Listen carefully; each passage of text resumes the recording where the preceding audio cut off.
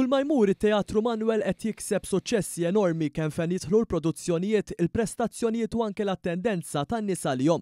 Dan kollu jikkonfermawh ċifri uffiċjali li kiseb One News li juru kif minn sena l sena n-nies qed ikunu għaċċana sabiex jattendu t-teatru għal waħda mill-produzzjonijiet differenti u ta' kalibru li jittellgħu fuq il-Park tat-Teatru Nazzjonali Malti fil-Belt Kapitali. Fil-fatt jekk wieħed iħares lejn l-attendenza li kien hemm is-sena l-oħra din laħqet 52,522 persuna li jfisser 4% aktar meta wieħed taqabbel fuq is-sena ta' qabel jiġifieri l-2023. L-istess ċifri li għandu One News juru li fl-ewwel 3 xhur ta' din is-sena diġà attendew 13,457 persuna l waħda mill-produzzjonijiet li ttellgħu.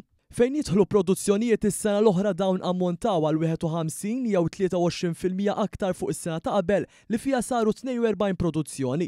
In-numru ta' prestazzjonijiet jiġifieri kemm il-darba ntweriet kull produzzjoni dawn ammontaw għal 135, 7% aktar minn fuq is-sena ta' qabel.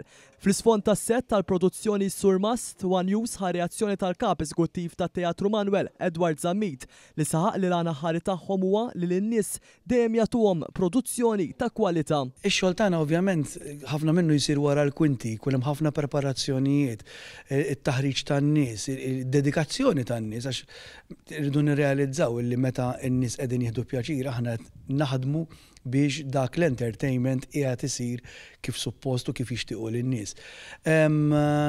Id-dover tagħna huwa li nsibu l-materjal li fih huwa ta' kwalità u nipproduċuh iktar minn xejn ninsew il-kwantità imma l-kwalità li nipproduċu hemm barra illi n-nies they also good value for money. That is the main factor tagħna.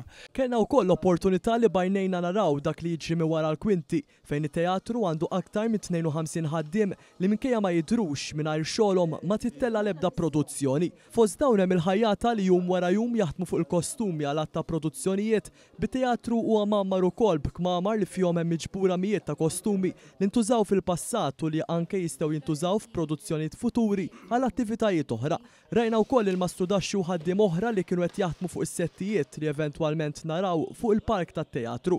Tkellimna wkoll mal-Ministru responsabbli Owen Bonnici li tenna l-impenn tal-Gvern favur dan il-qasam. Illi dan huwa rinaxximent ta' settur illi mhix il-qudiem ħafna, dan huwa mertu l-ewwel u qabel kollox tal-artisti infushom, tal-kreattivi li huma bravissimi. Jiena verament niftaħar bil-kreattivi tagħna għax verament għandhom talent u verament bravi. Ukoll il-Gvern dejjem kien ta' spalla biex jagħti l-opportunità finanzjament, numru ta' inċentivi, numru ta' miżuri biex dan is-settur jimxi l qudiem.